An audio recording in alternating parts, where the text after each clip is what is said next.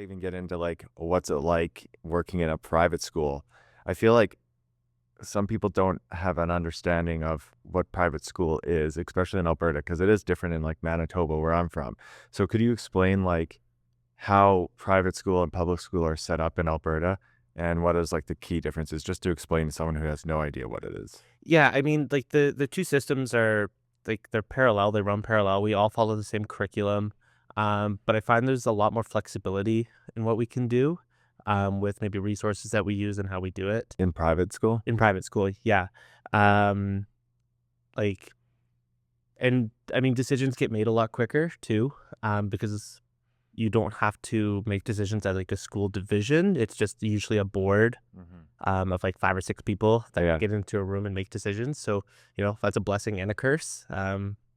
Like when I think private school, I think of like uniforms Mm. and uh, multiple thousands of dollars tuition fees.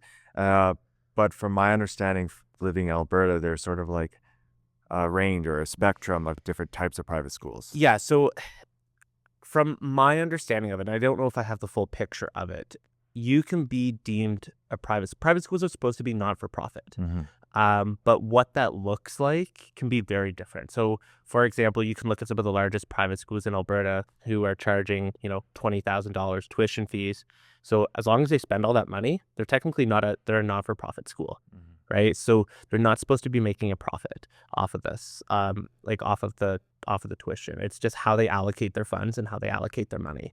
And yeah, you're right. You do get schools that have like a wide range of tuition. There's the $20,000 school's tuition, and then there's the private school that I taught at where the high school tuition was $800 for the year. So there's definitely a very wide range. And actually, my private school, I believe, typically operated at a loss, Okay. and was brought up by the owners who owned another business.